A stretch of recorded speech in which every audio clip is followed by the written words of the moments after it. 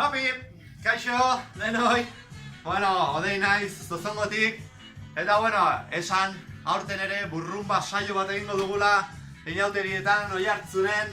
Eta bueno, animatu jende guztiari parte hartzeko. Bai, horretarako aurten 3 bloke ezberdinetan banatuko gea, bai? Alde batetikan izango dira, atzean joango dira, pixka jende altuenak direnak eta handienak direnak, instrumento berezi batzuk eramango dituzte, bai? Zer?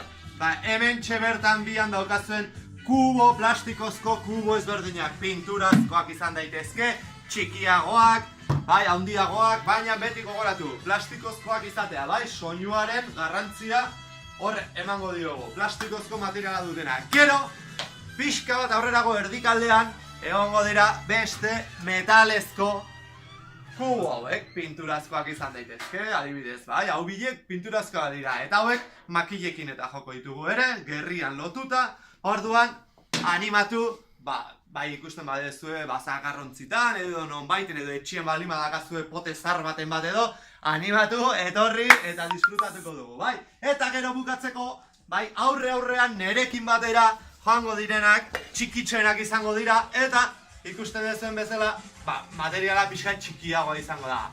Metalezkoak kazuela txikiak izan daitezke, bai, zartaitapak, bai, eta bueno, jo daiteke goiara batekin, bai, soinu ezberdinak ateratzeko, izan daitezke egurrezkoak, bai, gauza txikiak, bai, beraiek eramateko. Eta marakak ere izan daitezke. Marakak nola egin, bote bat hartu metalezkoa, edo neskuek, edo kolakao, edo lalako bote bat, harri txintxarrekin bete ez asko, bestela pixu asko hartzen du, eta horrekin jotapugo. Bueno, izango da, entsaioa otsailaren 16an eukiko dugu.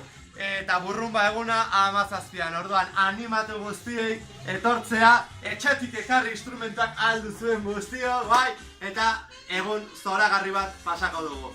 Eskerrik asko denoi eta animatu zaitezte. Hau pasur!